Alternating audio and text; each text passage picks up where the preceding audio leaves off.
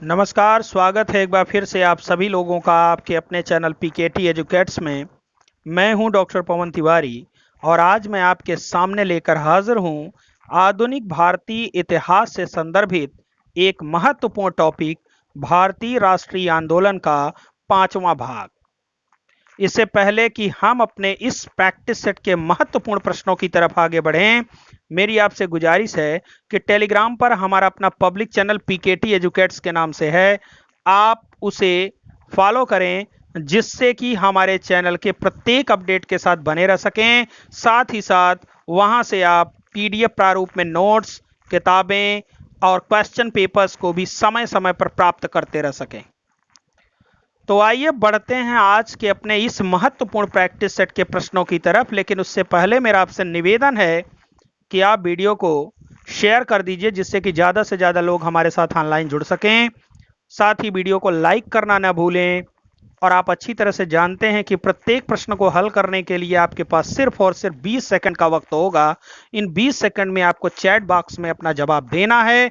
तो इन्हीं सब के साथ आइए बढ़ते हैं आज के अपने इस प्रैक्टिस सेट के पहले प्रश्न की तरफ। आज का हमारा पहला प्रश्न है जो अब इस समय आपके स्क्रीन पर है। कामागाटा मारू प्रकरण कब घटित हुआ? विकल्प ए है 1912 ईस्वी में, बी है 1914 ईस्वी में, सी है 1918 ईस्वी में और डी है 1922 ईस्वी में। तो इसका आपका सही जवाब क्या होगा? विकल्प बी 1914 ईस्वी में कामागाटा मारू प्रकरण घटित हुआ था। यहाँ थोड़ा सा कामागाटा मारू प्रकरण के बारे में मैं स्पष्टीकरण दे देना चाहता हूँ। हो सकता है कि इसके बारे में आप न जानते हो, तो मैं इसको और स्पष्ट कर देना चाहता हूँ। आप जानते हैं कामागाटा मारू प्रकरण कनाडा में भारतीयों के प्रवेश से संबंधित विवाद था। कनाडा सरकार ने ऐसे भारतीयों का अपने यहाँ प्रवेश वर्जित कर दिया था जो सीधे भारत से नहीं आते थे।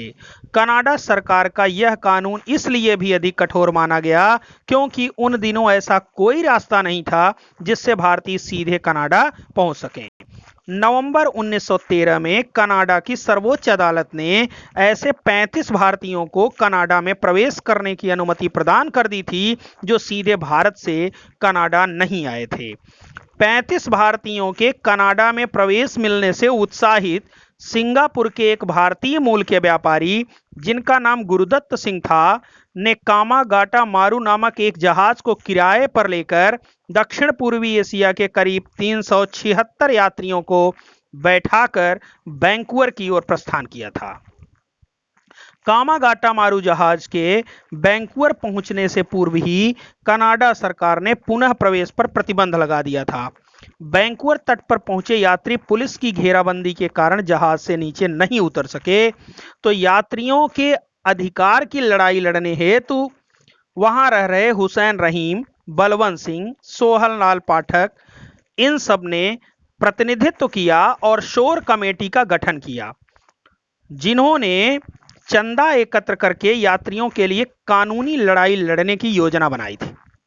अमेरिका में रह रहे भारतीय भगवान सिंह, बरकतुल्ला, रायचंद और सोहन सिंह ने भी यात्रियों के समर्थन में आंदोलन चलाया।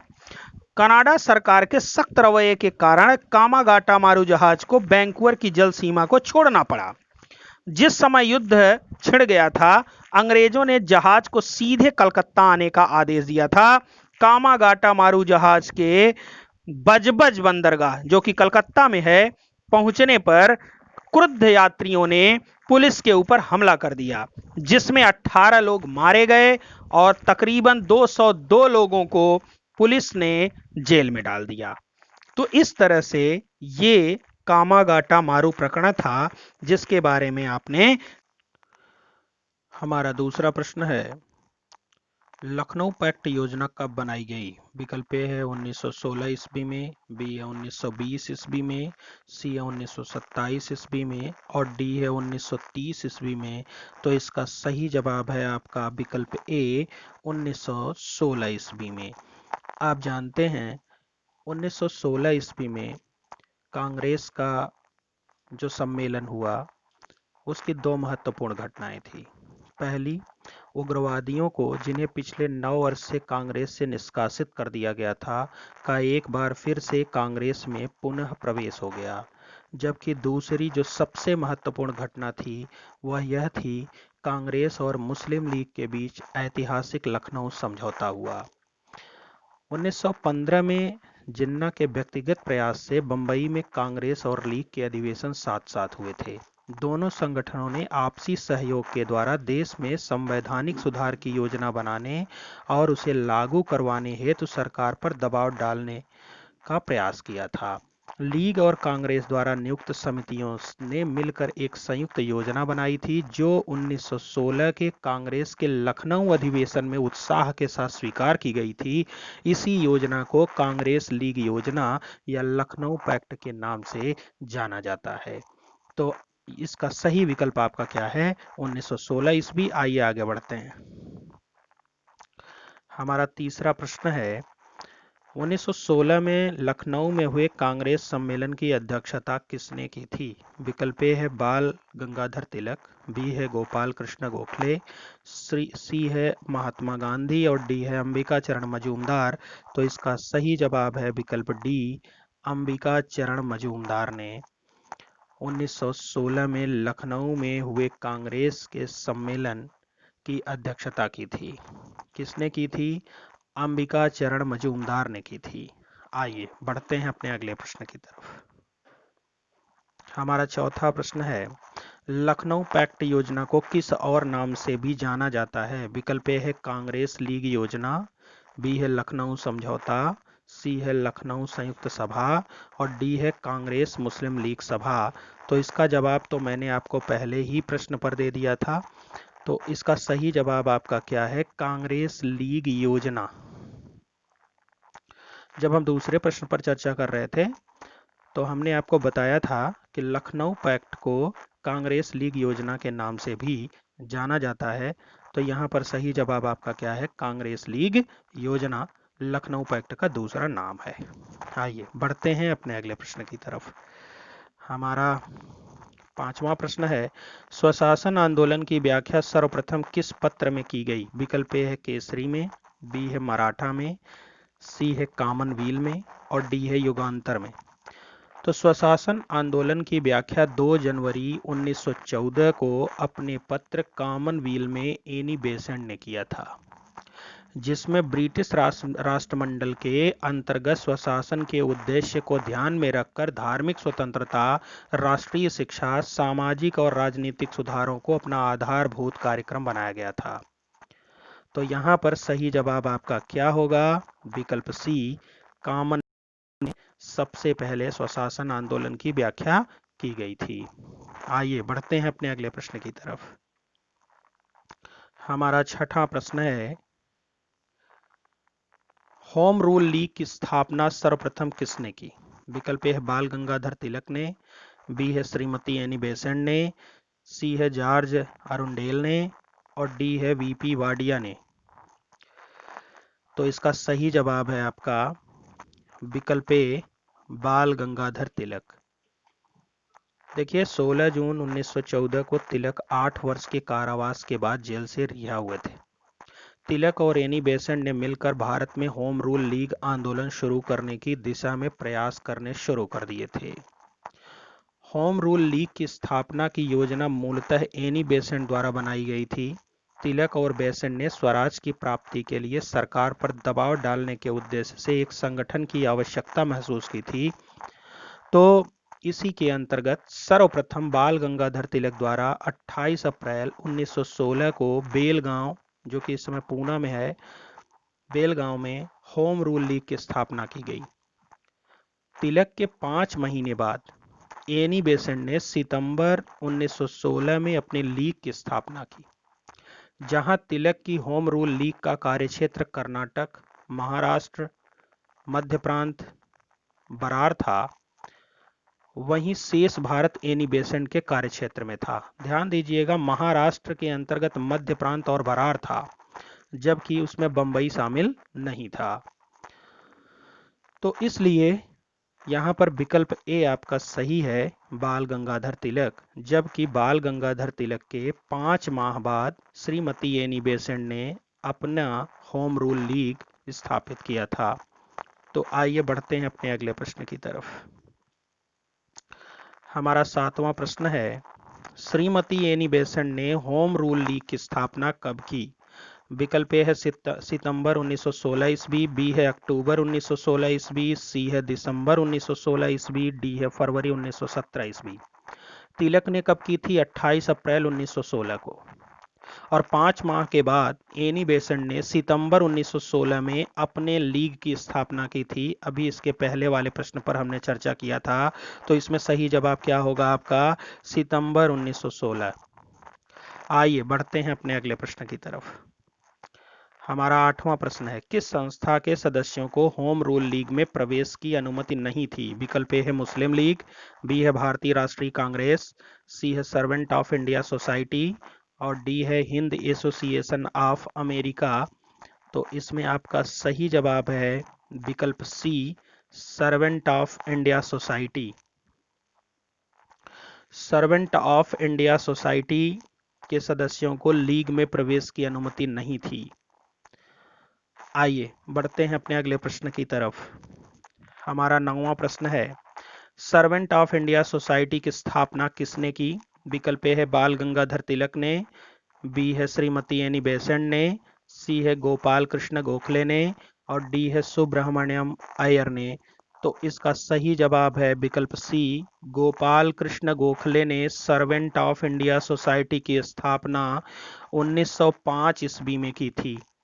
और आप जानते हैं कि इस लीग के सदस्यों को, सर्वेंट ऑफ इंडिया सोसाइटी के सदस्यों को, आप जानते हैं कि ये आपके होम रूल लीग में प्रवेश की अनुमति नहीं थी। इसके बारे में हमने अभी ऊपर के प्रश्न पर चर्चा किया था।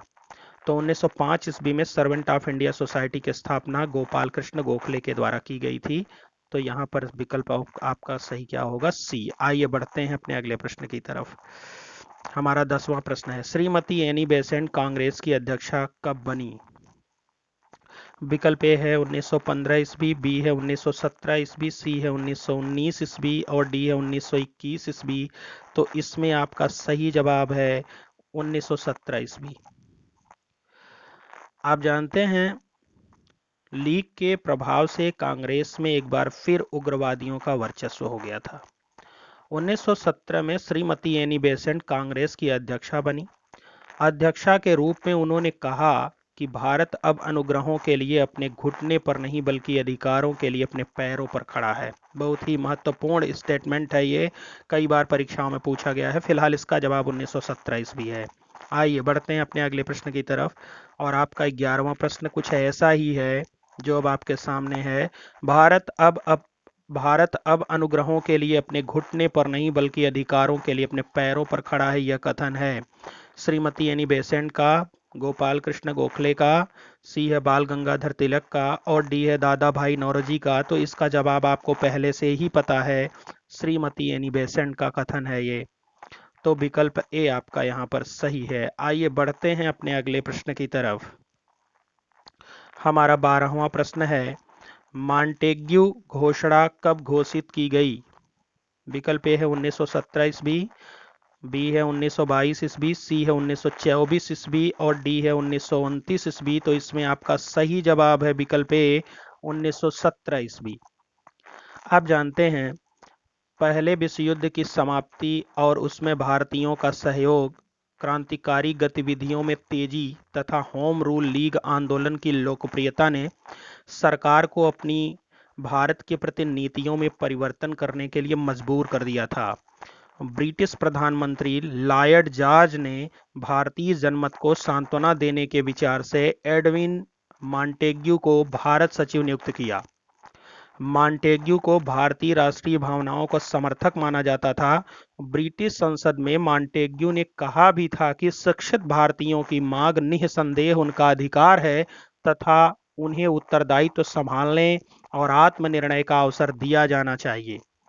तो 20 अगस्त 1917 को ब्रिटेन के हाउस ऑफ कॉमन्स में मॉन्टेग्यू ने भारत के संबंध में ब्रिटिश सरकार की भावी नीति की घोषणा करते हुए कहा कि ब्रिटिश साम्राज्य के अभिन्न अंग के रूप में भारत में उत्तरदायी सरकार का क्रमिक रूप से विकास करने के लिए भारतीयों को प्रशासन के प्रत्येक क्षेत्र में अधिकाधिक रूप से संबद्ध किया जाए और स्वशासी संस्थाओं का क्रमिक रूप से विकास किया जाए।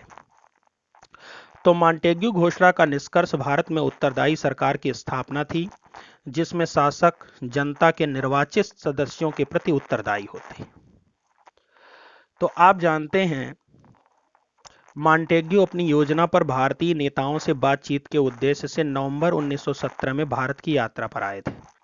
यहाँ के नेताओं से विचार विमर्श के बाद मॉन्टेग्यू ने संवैधानिक सुधारों पर एक विस्तृत रिपोर्ट प्रकाशित की थी, जो कालांतर में मॉन्टेग्यू चेम्सफोर्ड सुधारों या भारत सरकार अधिनियम 1919 का आधार बनी थी। तो आइए बढ़ते हैं अपने अगले प्रश्न की तरफ। हमारा 13वां प्रश्न है, शिक्षित भारतीयों की मांग निःसंदेह उनका अधिकार है तथा उन्हें उत्तरदायित्व संभालने और आत्मनिर्णय का अवसर दिया जाना चाहिए, यह कथन है। विकल्प ए है लॉर्ड जॉर्ज का, बी है एडविन मॉन्टेग्यू का, सी है चेम्सफोर्ड का और डी है लॉर्ड कर्जन का। तो इसका सही जवाब आपका क्या होगा? एडविन मॉन्टेग्यू का। इसके बारे में हम पहले भी चर्चा कर चुके हैं अभी थोड़ी देर पहले। तो एडविन मॉन्टेग्यू का यह कथन है, वो ये चाहते थे कि भारतीयों को उनका हक दिया जाए और जिसके वे काबिल हैं। आइए पढ़ते हैं अपने अगले प्रश्न की तरफ। हमारा अगला प्रश्न है, मॉन्टेग्यू घोषणा पत्र को उग्रवादियों ने किस संज्ञा से नवाजा? विकल्प ए है मॉन्टेग्यू घोषणा पत्र, बी है मॉन्टेग्यू चेम्सफोर्ड रिपोर्ट, सी है भारत का मैग्ना कार्टा और डी है बिना सूरज का सवेरा। तो इसमें आपका सही जवाब है विकल्प सी, भारत का मैग्ना कार्टा। मॉन्टेग्यू घोषणा को उग्रवादियों ने भारत का मैग्ना कार्टा की संज्ञा दी थी। ये भी प्रश्न कई बार परीक्षाओं में पूछा गया है, तो इसको ध्यान रखिए। आइए आगे बढ़ते हैं।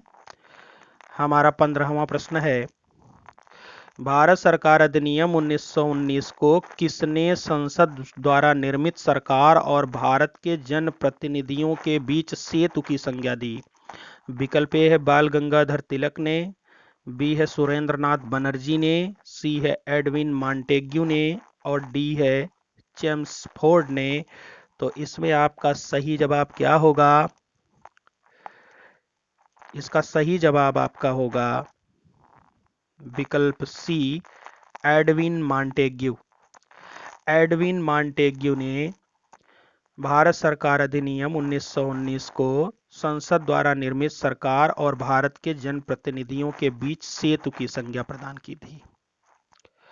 तो आइए बढ़ते हैं अपने अगले प्रश्न की तरफ। हमारा अगला प्रश्न है, भारत सरकार अधिनियम 1919 को किसने असंतोष और निराशाजनक बिना सूरज का सवेरा बताया? विकल्प ए है गोपाल कृष्ण गोखले ने, सी है बाल गंगाधर तिलक ने, सी है श्रीमती एनी बेसेंट ने और डी है सुरेंद्रनाथ बनर्जी ने। तो इसमें आपका सही जवाब है विकल्प बी, बाल गंगाधर तिलक ने भारत सरकार अधिनियम 1919 के प्रति असंतोष जाहिर करते हुए इसे असंतोषप्रद और निराशाजनक बिना सूरज का सवेरा बताया था। तो यहाँ पर आपका सही जवाब विकल्प बी है, बाल गंगाधर तिलक। आइए बढ़ते हैं अपने अगले प्रश्न की तरफ। 1919 के अधिनियम के संवैधानिक सुधार को कब से लागू किया गया? विकल्प ए है 1919 से, बी है 1920 ईस्वी से, सी है 1921 ईस्वी से, डी है 1922 ईस्वी से। तो इसमें आपका सही जवाब है 1921 ईस्वी से। 1919 के संवैधानिक अधिनियम को, सुधार अधिनियम को 1921 ईस्वी से लागू कर दिया गया था।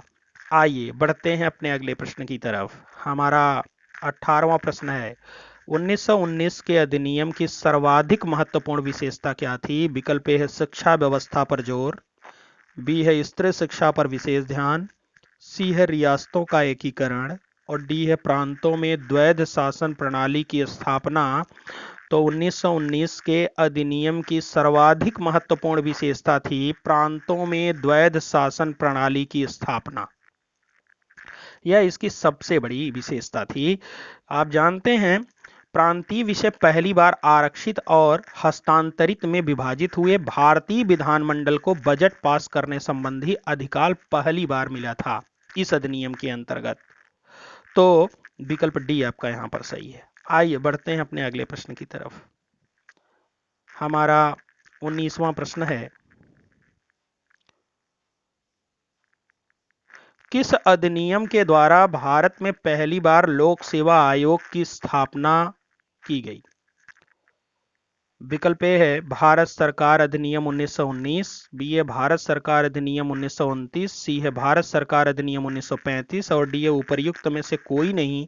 तो इसका सही जवाब है आपका भारत सरकार अधिनियम 1919। विकल्प ए आपका यहां पर सही है। इस अधिनियम के द्वारा ही भारत में पहली बार लोक सेवा आयोग की स्थापना का प्रावधान किया गया। तो 1919 के अधिनियम की 10 वर्ष बाद समीक्षा हेतु एक वैधानिक आयोग की नियुक्ति का प्रावधान भी किया गया था। कालांतर में यह आयोग ही साइमन कमीशन के नाम से जाना गया। तो 1919 के अधिनियम द्वारा 1909 के अधिनियम में की गई व्यवस्था, जिसमें मुसलमानों को पृथक निर्वाचन मंडल की सुविधा दी गई थी, का विस्तार करके इसमें सिखों और गैर ब्राह्मणों को भी शामिल कर लिया गया था। तो विकल्प ए फिलहाल आपका यहां पर सही है। आइए बढ़ते हैं अपने अगले प्रश्न की तरफ। हमारा 20वां प्रश्न है, युगांतर पत्र के संपादक थे? विकल्प ए है मुखदाचरण, बी है सिराजुद्दीन, सी है अजीत सिंह और डी है वारिंद्र कुमार घोष। तो इसमें आपका सही जवाब है विकल्प डी, वारिंद्र कुमार घोष युगांतर पत्र के संपादक थे। देखिए, युगांतर पत्र के संपादकों की अगर बात की जाए तो दो लोगों ने युगांतर पत्र को संपादित किया था, वारिंद्र कुमार घोष और भूपेंद्र नाथ दत्त ने। जबकि अगर मुखदाचरण की बात करें तो मुखदाचरण ने संध्या नामक समाचार पत्र को संपादित किया था। और अगर हम सिराजुद्दीन की बात करें तो सिराजुद्दीन ने जमींदार पत्र को संपादित किया था। और अगर अजीत सिंह की बात करें तो अजीत सिंह ने भारत माता समाचार पत्र का संपादन किया था। तो यहाँ पर जो आपका सही विकल्प है वो है वारिंद्र कुमार घोष, जो युगांतर पत्र के संपादक थे। आइए बढ़ते हैं अपने अगले प्रश्न की तरफ। हमारा 21वां प्रश्न है, गांधी जी ताजी हवा के उस झोंके की तरह आए जिसने हमारे लिए खुली हवा में सांस लेना संभव बनाया। यह कथन है, विकल्प ए है सरदार वल्लभ भाई पटेल का, बी है दादा भाई नौरोजी का, सी है पंडित जवाहरलाल नेहरू का और डी है सुभाष चंद्र बोस का। तो इसमें आपका सही जवाब है विकल्प सी, पंडित जवाहरलाल नेहरू का। वास्तव में पंडित जवाहरलाल नेहरू गांधी जी के प्रभाव से इतने ज्यादा प्रभावित थे कि उन्होंने स्पष्टतः लिख दिया और बोल भी दिया कि गांधी जी ताजी हवा के उस झोंके की तरह आए जिसने हमारे लिए खुली हवा में सांस लेना संभव बनाया। वे प्रकाश की उस किरण की तरह आए जो अंधकार में बैठ गई और जिसने हमारी आंखों के सामने से पर्दे को हटा दिया। वे उस बवंडर की तरह आए जिसने बहुत कुछ को, विशेषकर श्रमिकों के दिमाग को उलट पलट दिया। ये पंडित जवाहरलाल नेहरू ने गांधी जी के बारे में कहा था। तो आइए बढ़ते हैं अपने अगले प्रश्न की तरफ। हमारा 22वां प्रश्न है, निम्नलिखित में से किसे केसर ए हिंद सम्मान से सम्मानित किया गया? विकल्प ए है बाल गंगाधर तिलक को, बी है पंडित जवाहरलाल नेहरू को, सी है गोपाल कृष्ण गोखले को और डी है महात्मा गांधी को। तो इसमें आपका सही जवाब है विकल्प डी, महात्मा गांधी को। आप जानते हैं जिस समय गांधी जी भारत आए उस समय प्रथम महायुद्ध का दौर चल रहा था। उन्होंने सरकार के युद्ध प्रयासों में मदद की, जिसके लिए सरकार ने उन्हें कैसर ए हिंद सम्मान से सम्मानित किया था। तो विकल्प डी आपका यहाँ पर सही है। आइए बढ़ते हैं अपने 23वें प्रश्न की तरफ।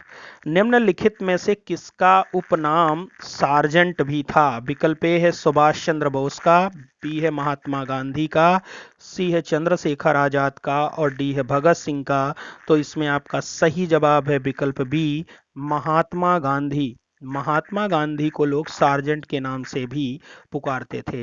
वास्तव में युद्ध के दिनों में गांधी जी ने भारतीय युवाओं को सेना में भर्ती करने के लिए प्रोत्साहित किया था, जिसके लिए उन्हें कुछ लोग सेना में भर्ती करने वाला सार्जेंट भी कहने लगे थे। आइए बढ़ते हैं अपने अगले प्रश्न की तरफ। हमारा 24वां प्रश्न है, गांधी जी ने सत्याग्रह आश्रम की स्थापना कहाँ की? विकल्प ए है अहमदाबाद, बी है जामनगर, सी है जयपुर और डी है कलकत्ता। तो इसका सही जवाब है आपका विकल्प ए, अहमदाबाद। आप जानते हैं गांधी जी ने भारत आने पर 1915 में अहमदाबाद के समीप साबरमती नदी के किनारे सत्याग्रह आश्रम की स्थापना की थी। बाद में यही सत्याग्रह आश्रम साबरमती आश्रम के नाम से भी प्रसिद्ध हो गया था। तो यहाँ पर सही जवाब आपका क्या होगा? अहमदाबाद। आइए बढ़ते हैं अपने अगले प्रश्न की तरफ। हमारा 25वां प्रश्न है, हिंद स्वराज पुस्तक के लेखक हैं? विकल्प ए है बाल गंगाधर तिलक, बी है भगत सिंह, सी है पंडित जवाहरलाल नेहरू और डी है महात्मा गांधी। तो इसका सही जवाब है विकल्प डी, महात्मा गांधी। हिंद स्वराज पुस्तक के लेखक कौन हैं? महात्मा गांधी हैं। गांधी जी ने 1909 ईस्वी में इस पुस्तक को लिखा था और इसमें उन्होंने स्वराज, जिसे हम स्वशासन भी कहते हैं, की विस्तृत व्याख्या की थी। आइए बढ़ते हैं अपने अगले प्रश्न की तरफ। हमारा 26वां प्रश्न है, गांधी जी को महात्मा की उपाधि किसने दी? विकल्प ए है रविंद्रनाथ टैगोर ने, बी है सुभाष चंद्र बोस ने, सी है अंबालाल साराभाई ने और डी है सरदार वल्लभ भाई पटेल ने। तो इसका सही जवाब है आपका रविंद्रनाथ टैगोर ने। आप जानते हैं भारत में 1917 से लेकर 1918 के बीच गांधी जी ने 3 संघर्ष, चंपारण और खेड़ा का, किसान आंदोलन तथा अहमदाबाद के मजदूर आंदोलन का सफल नेतृत्व किया था। चंपारण सत्याग्रह जो 1917 ईस्वी में उनके द्वारा किया गया के समय ही पहली बार गांधी जी ने भारत में सत्याग्रह करने की धमकी दी थी। चंपारण सत्याग्रह के सफल नेतृत्व के बाद ही रविंद्रनाथ टैगोर ने गांधी जी को पहली बार महात्मा कहा था। आइए बढ़ते हैं अपने अगले प्रश्न की तरफ।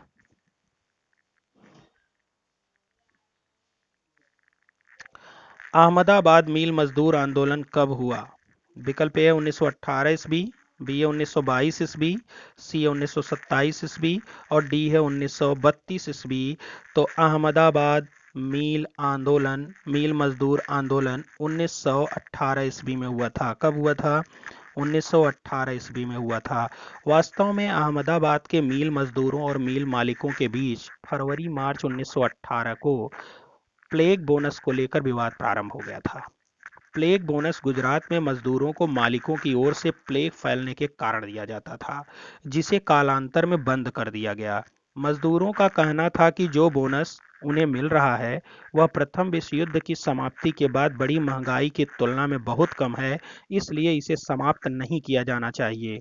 अहमदाबाद के अंग्रेज कलेक्टर ने गांधी जी से मिल मालिकों, जिनमें गांधी जी के कुछ मित्र भी थे, पर श्रमिकों से समझौता करने के लिए दबाव डालने के लिए अनुरोध किया। मिल मालिकों में एक अंबालाल साराभाई भी थे जो गांधी जी के मित्र थे। इन्होंने साबरमती आश्रम के निर्माण में अधिक मात्रा में दान दिया था। इनकी बहन अनसुईया बेन अहमदाबाद मजदूर आंदोलन में गांधी जी के साथ थी। मिल मालिकों ने मजदूरों को 20% बोनस देने का निर्णय लिया और धमकी दी कि जो यह बोनस स्वीकार नहीं करेगा उसे नौकरी से बाहर कर दिया जाएगा। गांधी जी ने मजदूरों को 35% बोनस दिए जाने का समर्थन किया। मार्च 1918 में मजदूर हड़ताल पर चले गए। 15 मार्च को गांधी जी खुद भूख हड़ताल पर बैठ गए। गांधी जी के अनशन पर बैठने के बाद मिल मालिक सारे मामलों को ट्रिब्यूनल को सौंपने के लिए तैयार हो गए। ट्रिब्यूनल ने श्रमिकों को 35% बोनस देने का फैसला लिया। इस तरह आंदोलन समाप्त हो गया। तो भारत में गांधी जी द्वारा सत्याग्रह के प्रारंभिक प्रयोगों ने उन्हें जनसाधारण के अधिक समीप ला दिया था, जिनमें ग्रामीण क्षेत्र के किसान, शहरों के मजदूर आदि शामिल थे। राष्ट्रीय आंदोलन को गांधी जी द्वारा दी गई यह एक महान देन थी। एक और महत्वपूर्ण बात आपको मैं बता दूं, खेड़ा सत्याग्रह जो 1918 ईस्वी में भारत में गांधी जी के द्वारा चला गया था, यह वास्तव में पहला वास्तविक किसान सत्याग्रह था। कभी कभी ये भी पूछ लेता है। तो आइए बढ़ते हैं अपने अगले प्रश्न की तरफ। हमारा 28वां प्रश्न है, रोलेट एक्ट कब पारित हुआ?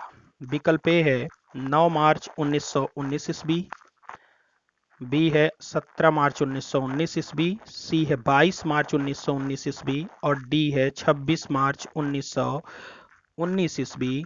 तो वास्तव में रोलेट एक्ट 17 मार्च 1919 को पारित किया गया था। कब पारित किया गया था? 17 मार्च 1919 को। थोड़ा सा रोलेट एक्ट के बारे में हम जान लेते हैं, क्या है ये रोलेट एक्ट। आप जानते हैं कि गरीबी, बीमारी, नौकरशाही के दमन चक्र, मध्य देश राज और युद्ध काल में धन एकत्र करने और सिपाहियों की भर्ती में सरकार द्वारा प्रयुक्त कठोरता के कारण भारतीय जनता में अंग्रेजी शासन के विरुद्ध एक असंतोष पैदा हो गया था, जो बाद में चल करके उग्रवादी क्रांतिकारी गतिविधियों की तेजी का सबसे बड़ा आधार बना था। और इन बढ़ रही क्रांतिकारी गतिविधियों को कुचलने के लिए सरकार ने 1917 में न्यायाधीश सिडनी रोलेट की अध्यक्षता में एक समिति को नियुक्त किया, जिसे आतंकवाद को कुचलने के लिए एक प्रभावी योजना का निर्माण करना था। रोलेट समिति के सुझावों के आधार पर फरवरी 1919 को केंद्रीय विधान परिषद में 2 विधेयक पेश किए गए, जिसमें एक विधेयक परिषद के भारतीय सदस्यों के विरोध के बाद भी पास हो गया था। 17 मार्च 1919 को केंद्रीय विधान परिषद से पास हुआ विधेयक रोलेट एक्ट या रोलेट अधिनियम के नाम से जाना जाता है। रोलेट अधिनियम के द्वारा अंग्रेजी सरकार जिसको चाहे जब चाहे बिना मुकदमा चलाए जेल में बंद रख सकती थी। इसलिए इस कानून को बिना वकील, बिना अपील, बिना दलील का कानून भी कहा गया। रोलेट एक्ट जनता की साधारण स्वतंत्रता पर प्रत्यक्ष कुठाराघात था तथा अंग्रेजी सरकार की बर्बर और स्वेच्छाचारी नीति का स्पष्ट प्रमाण था। तो रोलेट एक्ट को भारतीय जनता ने काला कानून कहकर आलोचना भी की थी। गांधी जी ने रोलेट एक्ट की आलोचना करते हुए इसके विरुद्ध सत्याग्रह करने के लिए सत्याग्रह सभा की स्थापना भी की थी। तो रोलेट एक्ट विरोधी सत्याग्रह के पहले चरण में स्वयं सेवकों ने कानून को औपचारिक चुनौती देते हुए गिरफ्तारियां दी थी। 6 अप्रैल 1919 को गांधी जी के अनुरोध पर देश भर में हड़तालों का आयोजन किया गया था। हिंसा की छोटी मोटी घटनाओं के कारण गांधी जी का पंजाब और दिल्ली में प्रवेश प्रतिबंधित कर दिया गया था। ऐसे में गांधी जी ने अंग्रेजों को शैतानी लोग की संज्ञा दी थी। 9 अप्रैल को गांधी जी दिल्ली में प्रवेश के प्रयास में गिरफ्तार कर लिए गए। इनकी गिरफ्तारी से देश भर में आक्रोश बढ़ गया था। गांधी जी को बंबई ले जाकर के रिहा कर दिया गया।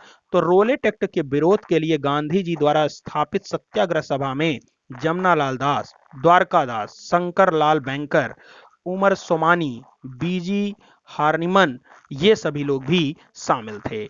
तो ये रोलेट एक्ट था। विकल्प बी आपका यहां पर सही है। 17 मार्च 1919 को यह पारित हुआ था। आइए बढ़ते हैं अपने अगले प्रश्न की तरफ। हमारा 29वां प्रश्न है, अंग्रेजों को किसने शैतानी लोग की संज्ञा दी थी? महात्मा गांधी, बी है पंडित जवाहरलाल नेहरू, सी है वल्लभ भाई पटेल, सी है बाल गंगाधर तिलक। तो इसमें आपका सही जवाब है विकल्प ए, महात्मा गांधी। महात्मा गांधी ने ही अंग्रेजों को शैतानी लोग की संज्ञा प्रदान की थी। आइए बढ़ते हैं अपने 30वें प्रश्न की तरफ। जलियांवाला बाग हत्याकांड कब घटित हुआ? विकल्प ए है 13 अप्रैल 1919 ईस्वी, बी है 20 मई 1919 ईस्वी, सी है 18 जून 1919 ईस्वी, डी है 9 जुलाई 1919 ईस्वी। तो वास्तव में बात अगर हम जलियांवाला बाग हत्याकांड की करें तो आप जानते हैं ये सबसे जघन्य हत्याकांड में से एक था। पंजाब के लोकप्रिय नेता डॉक्टर कीचलू और डॉक्टर सत्यपाल की गिरफ्तारी के विरोध प्रदर्शन हेतु 10 अप्रैल को निकाले गए एक शांतिपूर्ण जुलूस पर पुलिस ने गोली चलाकर कुछ निहत्थे आंदोलनकारियों को मार दिया था, जिससे स्थिति बेकाबू हो गई थी। परिणाम स्वरूप 12 अप्रैल को सेना बुलाई गई थी। 13 अप्रैल 1919 को वैसाखी का जो दिन था, वो कौन सा दिन था? वैसाखी का दिन था। अमृतसर के जलियांवाला बाग में गोली कांड और नेताओं की गिरफ्तारी के विरुद्ध एक शांतिपूर्ण सभा का आयोजन किया गया था। सभा स्थल चारों ओर से ऊंची ऊंची दीवारों से घिरा था। 2-4 फीट के दरवाजों के अलावा केवल एक 7-8 फीट चौड़ा दरवाजा था।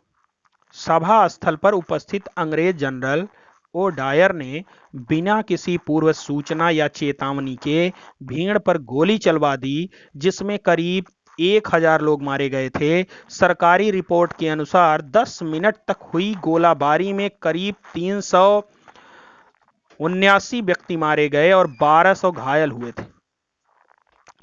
तो 13 अप्रैल 1919 की इस भयंकर त्रासदी ने कठोर से कठोर मानव के हृदय को दहला देने वाले निहत्थे पुरुषों, औरतों और बच्चों का ऐसा हत्याकांड जिसमें राष्ट्र की सोई हुई आत्मा को झकझोर डाला और राष्ट्रीय आंदोलन की दिशा बदल दी। तो यह एक ऐसा जघन्य हत्याकांड था जिसने वास्तव में क्रांतिकारियों के मनोमस्तिष्क को पूर्ण रूप से ब्रेनवॉश कर दिया।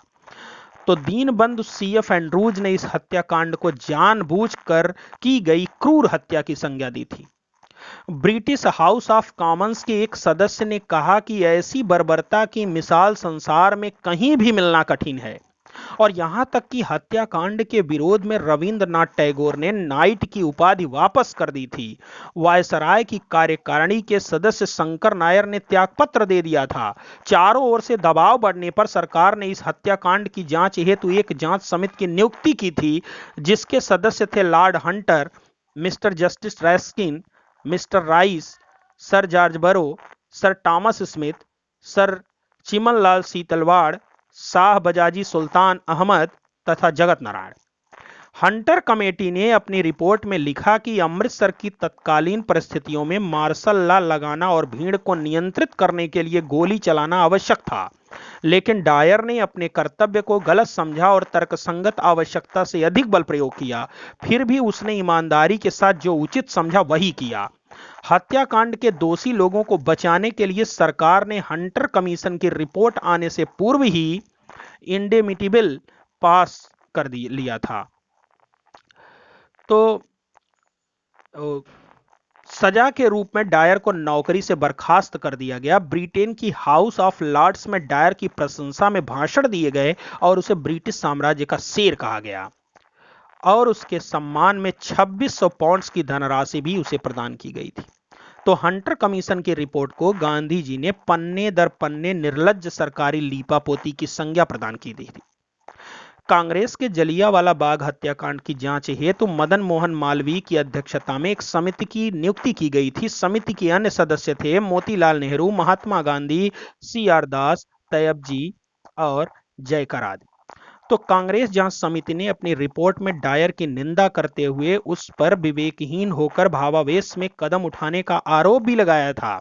जलियांवाला बाग हत्याकांड के बाद पंजाब में लगे मार्शल लॉ के दौरान गुजरांवाला और उसके समीपवर्ती क्षेत्रों पर हवाई जहाज से हमले किए गए थे। जलियांवाला बाग हत्याकांड से भारतीय राजनीतिक परिदृश्य में आकस्मिक परिवर्तन आया, जिसने खिलाफत आंदोलन शुरू करने पर अधिक उग्र रूप धारण कर लिया था। दिसंबर 1919 में अमृतसर में हुए भारतीय राष्ट्रीय कांग्रेस के अधिवेशन से जनता की नई आकस्मिक मन स्थिति का आभास मिला। तो जलियांवाला बाग हत्याकांड के समय ही पंजाब में चमनदीप के नेतृत्व में एक डंडा फौज अस्तित्व में आई, जो लाठियों और चिड़िया मार बंदूकों से लैस होकर सड़कों पर गश्त लगाते और पोस्टर चिपकाते थे। डंडा फौज के पोस्टरों पर लिखा होता था कि अरे हिंदू, मुसलमान और सिख भाइयों, आओ डंडा फौज में शामिल होकर अंग्रेज बंदरों के खिलाफ बहादुरी से लड़ो, यह गांधी की आज्ञा है।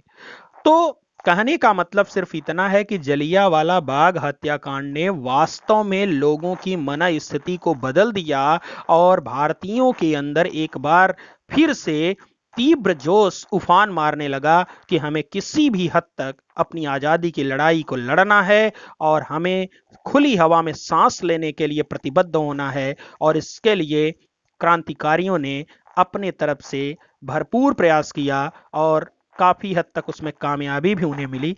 तो फिलहाल यहाँ पर जलियांवाला बाग हत्याकांड की घटना की बात की जा रही है। तो इस घटना के बारे में हमने आपको बता दिया कि 13 अप्रैल 1919 ईस्वी को जलियांवाला बाग हत्याकांड की घटना घटित हुई थी। विकल्प ए आपका यहाँ पर सही है। और इसी के साथ आज के हमारे इस महत्वपूर्ण प्रैक्टिस सेट की श्रृंखला समाप्त होती है। महत्वपूर्ण प्रश्नों की श्रृंखला समाप्त होती है और मैं उम्मीद करता हूं कि आप काफी बेहतर इसमें कर पाए होंगे। यदि आपके प्रश्न गलत हो रहे हैं तो उसके लिए घबराने की कोई जरूरत नहीं है। लगे रहिए हमारे साथ, एक समय आएगा जब आप 100 में 100 कर पाएंगे।